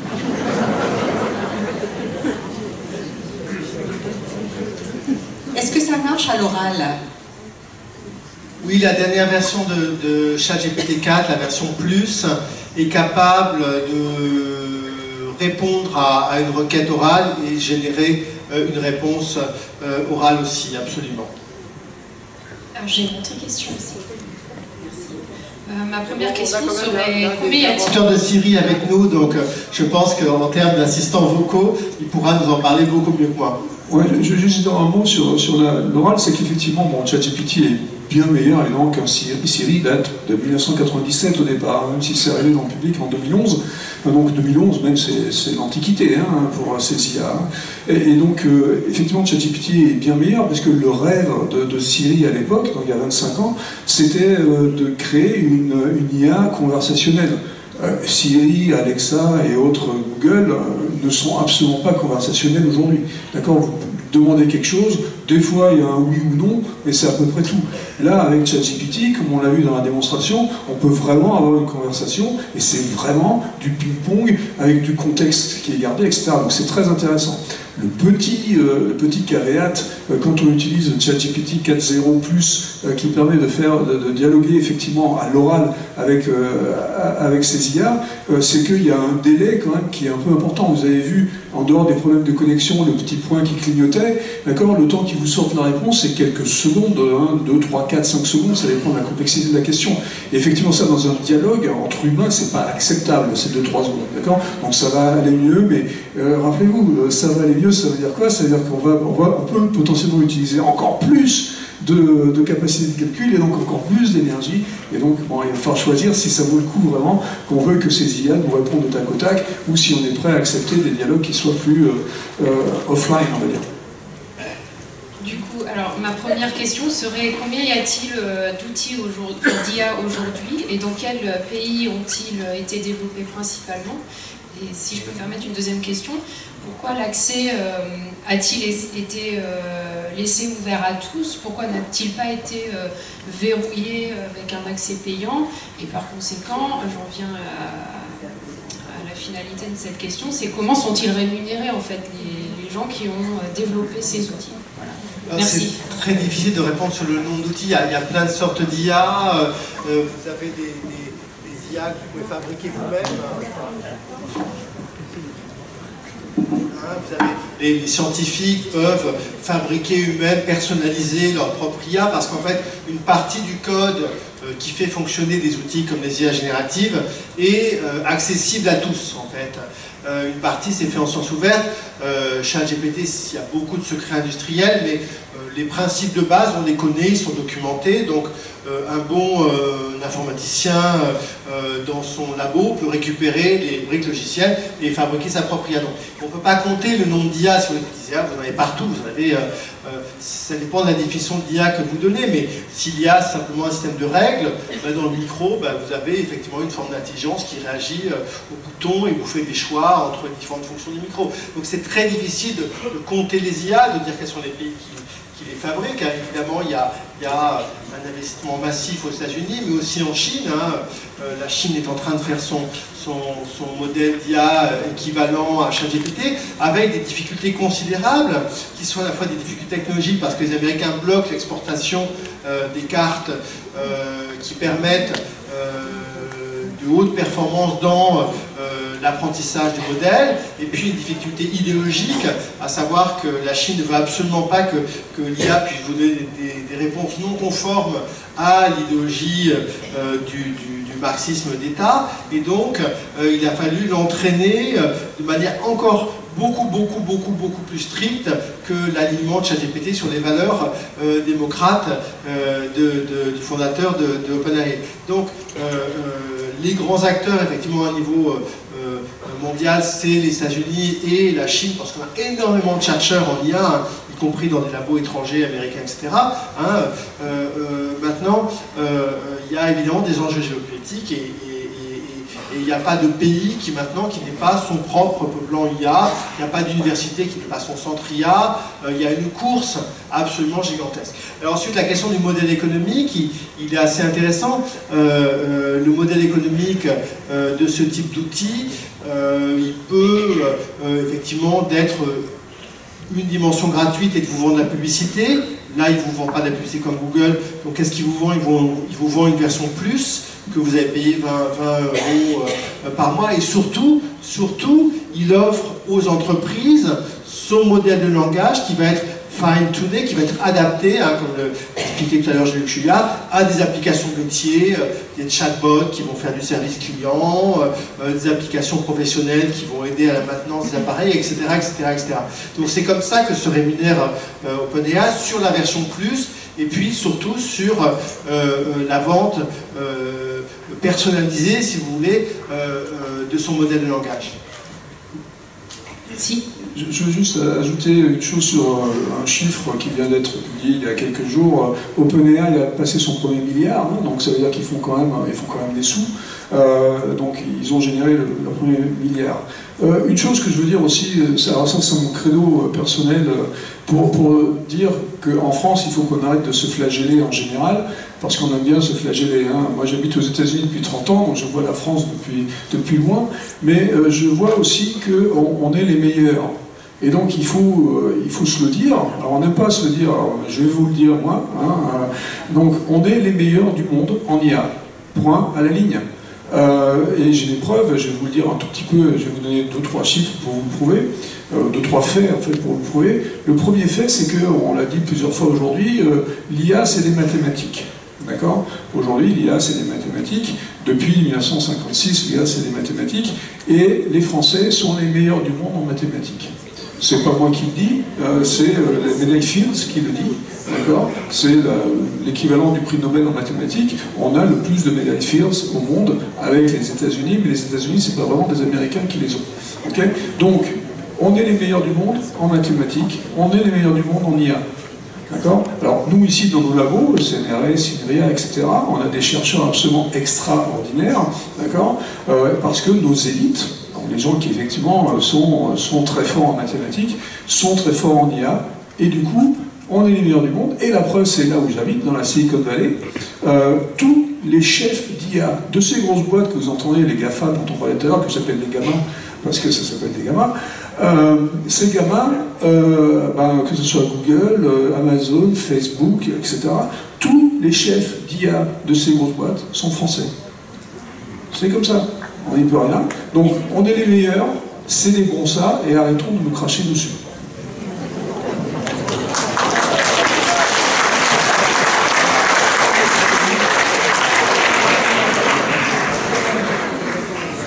Oui, bonjour. Quand on écoute tout ça, on a l'impression, en fait, qu'on était dans les années 90, tout ce dont on parle là, c'était vraiment de la science-fiction. Et d'un certain côté, on peut dire que la réalité rattrape la science-fiction. Et on a quelques auteurs, comme Nick Bostrom, qui a écrit Superintelligence, un Suédois, aussi le professeur Laurent Alexandre, qui partent effectivement sur une possibilité d'une singularité. Ce qu'ils appellent la singularité, c'est en fait la possibilité d'une intelligence artificielle forte, qui, elle, ne ferait aucune comparaison entre Einstein et quelqu'un qui serait en difficulté intellectuelle. Alors il y a aussi d'autres personnes, comme par exemple Stephen Hawking, le célèbre britannique, l'astrophysicien, également peut-être Elon Musk, mais pour d'autres raisons, qui nous ont alertés sur ce risque d'une intelligence artificielle forte qui aurait conscience d'elle-même. Faut-il encore savoir ce qu'est réellement la conscience? Et inversement, on a de l'autre côté, vous parliez de Facebook, des Français, donc Yann LeCun, je crois, c'est un Français, qui est le grand spécialiste de l'intelligence artificielle de Facebook, qui lui dit non, s'il y a une super intelligence, elle, au contraire, elle serait enclin à la bienveillance, puisque quelqu'un qui est très intelligent, quelqu'un qui vraiment, d'un certain côté, dépasse les autres, cherche plutôt la bienveillance. Il ne cherche pas à avoir le pouvoir pour le pouvoir. Voilà, j'aurais bien aimé savoir quel était votre... Faut que je parle de Laurent Alexandre. Allez-y, ouais. Ouais, alors, Laurent Alexandre, donc je vais régler son compte tout de suite. Laurent Alexandre est urologue. Donc quand on discute d'intelligence artificielle, moi je lui dis tu t'occupes du pipi, moi je vais m'occuper de l'intelligence artificielle. D'accord ? Donc ça c'est réglé. Ne parlez pas de Laurent Alexandre quand on parle d'intelligence artificielle. Il est là pour faire parler de lui essentiellement et pas pour faire parler de la science, et certainement pas cette science-là. L'intelligence artificielle, ce n'est pas de la science-fiction. D'accord ? Comme j'ai dit tout à l'heure, c'est de la science, encore aujourd'hui, et on a ces intelligences artificielles dont vous parlez, cette intelligence artificielle qui serait globale, ce qu'on appelle l'AGI en anglais, Artificial General Intelligence, donc quelque chose qui serait au-dessus de nous et bien meilleur que nous. Malgré ce que dit Laurent Alexandre, malgré ce que dit même Hawkins, ça n'arrivera jamais. Quant à Elon Musk, je vais m'en occuper aussi. Lui, c'est un rigolo le gars, hein. Enfin vous avez compris, il fait quand même à peu près n'importe quoi, on voit ça avec X aujourd'hui, avec X-Twitter. Donc il dit n'importe quoi, sur les voitures autonomes par exemple. Depuis 2014 il dit que la voiture autonome va exister demain, mais ça fait 10 ans qu'il le dit, donc c'est un peu embêtant. Bref, il dit n'importe quoi, et en l'occurrence là ici, sur moratoire, ce que vous évoquez ici, c'est le moratoire qu'il a demandé, parce que, attention, les IA sont tellement dangereuses qu'il faut faire un moratoire dessus. Le 28 mars 2023, il signe avec 500-600 personnes cette demande de moratoire sur des IA. Arrêtons de développer pendant 6 mois pour voir où on va, parce que c'est dangereux. D'accord ? Alors le truc qui est rigolo là, et encore une fois je mets les guillemets, vous avez vu, je mets beaucoup de guillemets tout le temps, le 28 mars, donc un mois avant, le 28 février 2023, un mois avant d'avoir signé ça, ce cher Elon a créé une entreprise qui s'appelle XAI, et XAI a donc cette vocation, dont je parlais juste tout à l'heure, de créer une IA dont woke, d'accord ? Et donc tout ce qu'il a fait un mois plus tard, il a demandé à ses petits camarades, arrêtez que je vous rattrape. D'accord? Donc il faut un tout petit peu respirer, en fait, regarder qui parle, ce qu'ils font, et même on a parlé du fondateur de OpenAI, ce brave Sam Altman. Ces gens, ils font du business aussi. D'accord? Donc ils sont là pour soit ne pas se faire rattraper, soit rattraper les autres. Et Altman, lui, il est là pour pas se faire rattraper. Et quand on entend Altman qui vient plaider en Europe sur le fait arrêtons, régulons, faisons attention à tout ça, c'est moi je suis déjà dans la place, fermez la porte derrière moi. Donc il faut comprendre les histoires, il faut comprendre que c'est du business, et après, bon, on se rend compte que ces histoires de ces grandes IA qui vont venir nous remplacer, ça c'est de la science-fiction. Alors, mais la science-fiction, elle est importante pour nous parce qu'en fait, des machines autonomes, en fait, on en rêve depuis le début de la culture. Hein, le premier exemple d'automates, de robots, hein, c'est le géant Talos dans l'Iliade. Donc ça ne date pas d'hier.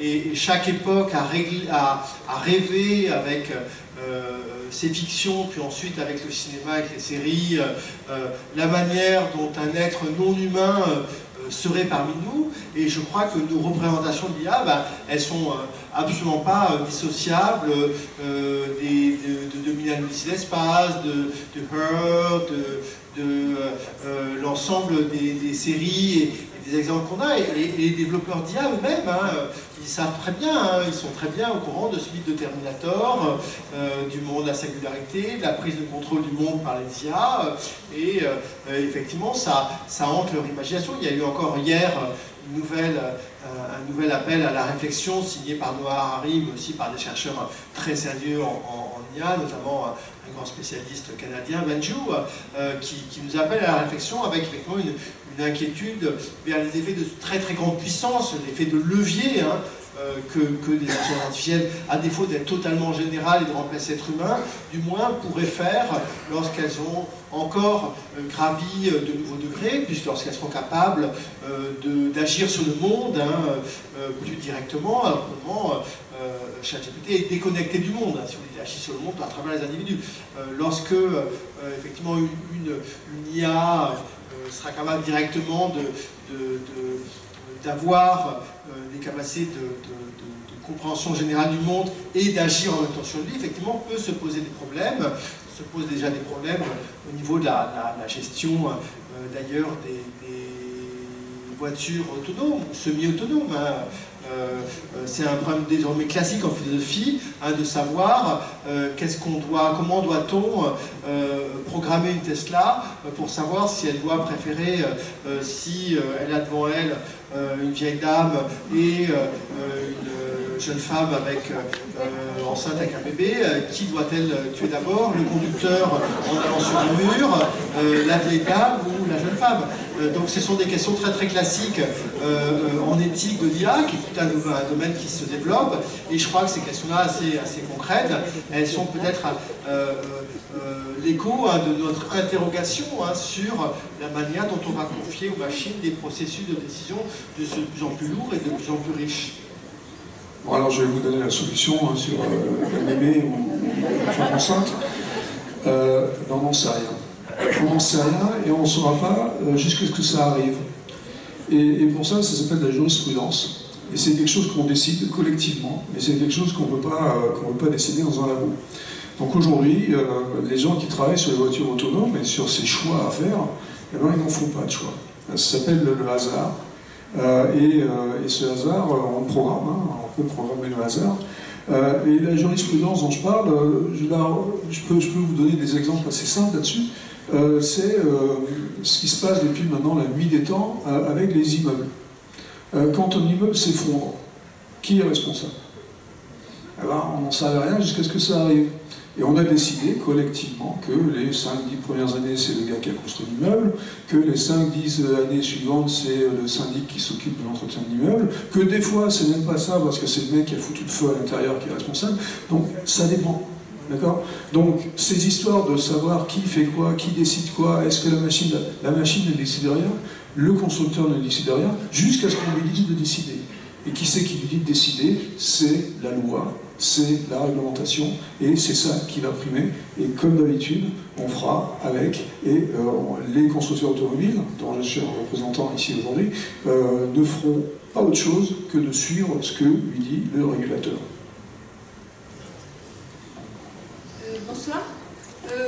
Ma question, comment analyser et comprendre si on est dans la bonne direction dans ce que l'on pense être en IA générative? Je suis pas sûr d'avoir bien compris. Comment analyser et comprendre si on est dans la bonne direction dans ce que l'on pense être en intelligence artificielle générative? Si j'ai bien compris votre question, c'est comment savoir si elle vous dit la vérité. Voilà. Alors en fait, on ne peut pas. Il faut vérifier. S'il s'agit de choses dont vous avez le sentiment qu'elles sont relativement connues, qu'il s'agit simplement de les résumer, de les expliquer, vous pouvez avoir une relative confiance. S'il s'agit de questions beaucoup plus précises, sur lesquelles vous aurez l'impression qu'il n'y a pas beaucoup de savoir, mieux vaut faire une enquête dans Wikipédia, dans les encyclopédies, dans les dictionnaires, etc. Et là, vous ne serez pas dans le tiers de pourcentage d'erreurs de ChatGPT, mais vous serez dans quelque chose qui sera peut-être plus juste.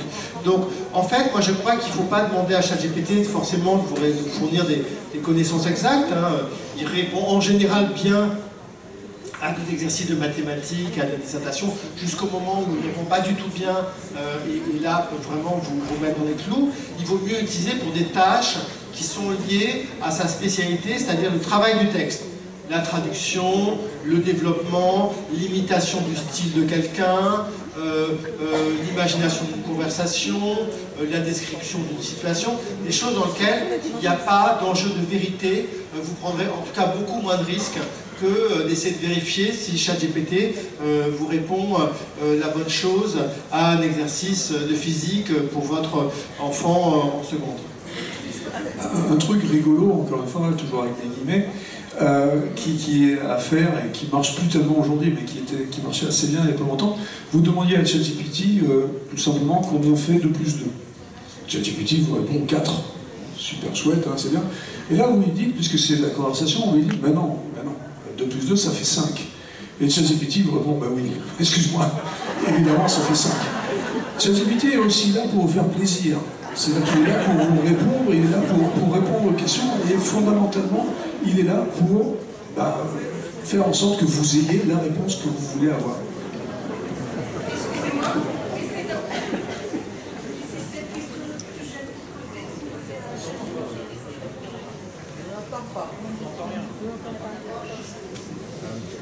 Si vous posiez la question à ChatGPT, qu'est-ce qu'il répondrait? Quelle question? La question précédente. Essayez.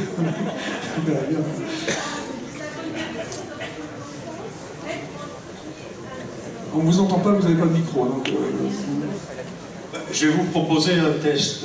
Après cette brillante exposé, je vous demande d'interroger l'Assemblée et que ceux qui ont compris lèvent la main. Que ceux qui ont compris lèvent la main. Il y en a 2. Libre de présentation, évidemment. Ça fait léger, hein. 3 personnes qui ont compris. On ne peut pas être extrêmement pédagogue. Bien, une question.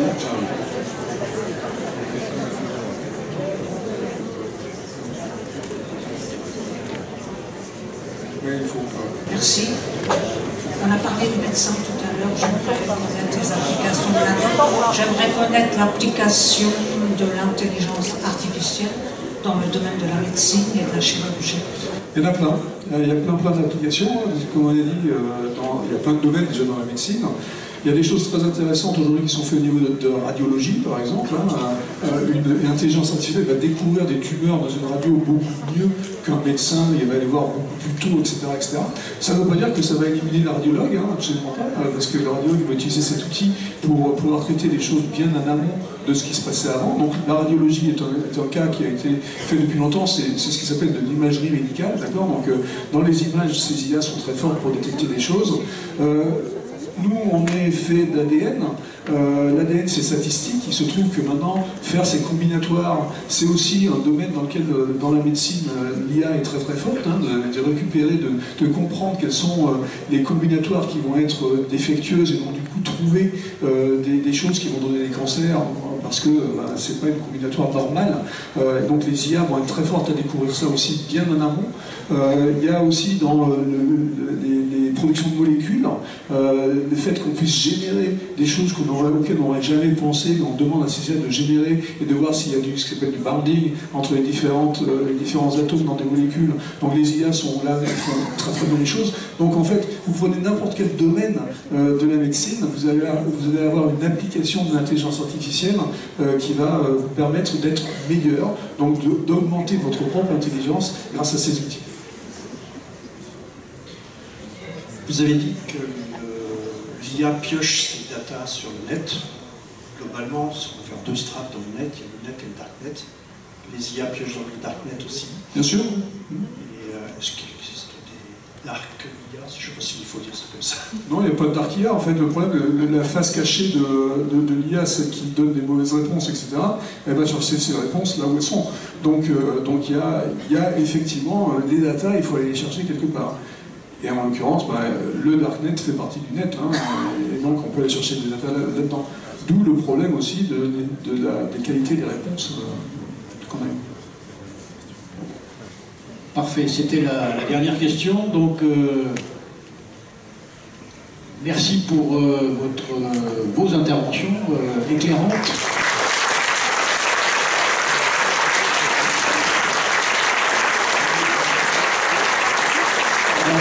Je pense qu'on peut retenir deux mots de cette présentation, c'est confiance vigilante. Avoir confiance en l'avenir, mais rester vigilant, puisque tout ce qui est sur Internet n'est pas forcément vrai, pour celles et ceux qui ne le sauraient pas écouter. Voilà, merci à vous tous, merci à l'Université du Temps Libre, et surtout, bonne continuation.